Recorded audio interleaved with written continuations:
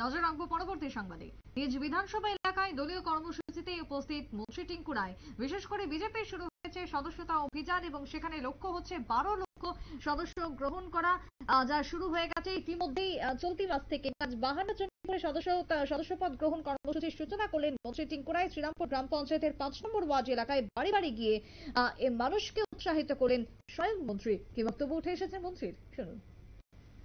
রাজ্যে শুধু নয়, ভারতীয় জনতা পার্টির যে কনস্টিটিউশন সেই মোতাবেক প্রত্যেক 6 বছর অন্তর অন্তর মেম্বারশিপ রিনিউ করতে হয়। তো যথারীতি প্রধানমন্ত্রী এবং আমাদের রাষ্ট্রীয় সভাপতি মেম্বারশিপ নিয়েছেন, সেই মোতাবেক সারা দেশে একসঙ্গে মেম্বারশিপ অভিযান শুরু হয়েছে। আমরা আমাদের রাজ্য, আমাদের মাননীয় মুখ্যমন্ত্রী এবং রাজ্য সভাপতি মেম্বারশিপ নিয়েছেন। তার পরবর্তীতে আমরা প্রত্যেক জেলা মন্ডল স্তরে শুরু করেছি। আমরা এই 3 দিন অর্থাৎ আজ আর কাল 25 তারিখ আমাদের দীনদয়াল উপাধ্যায়ের জন্মদিন উপলক্ষে এই 3 দিন লাগাতার একটা মেগা বলতে পারেন সদস্যতা অভিযান চলবে।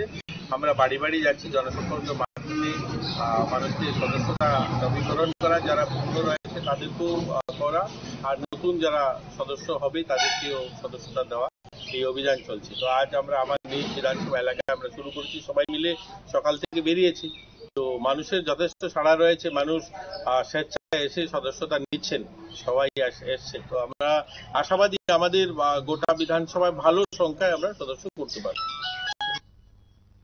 মন্ত্রী টিঙ্কু রায়ের বক্তব্য আপনারা শুনলেন। মানুষকে বাড়ি বাড়ি গিয়ে উৎসাহিত করা এবং তার আশা রয়েছে যে এই কর্মসূচির মধ্য দিয়ে অধিক পরিমাণে মানুষকে তারা সদস্যপদ গ্রহণ করাতে পারবেন এবং এই উপলক্ষে বিশেষ করে আগামী কাল এবং পরশু এই ধারা অব্যাহত থাকবে, এমনটাই জানিয়েছেন মন্ত্রী টিঙ্কু রায়।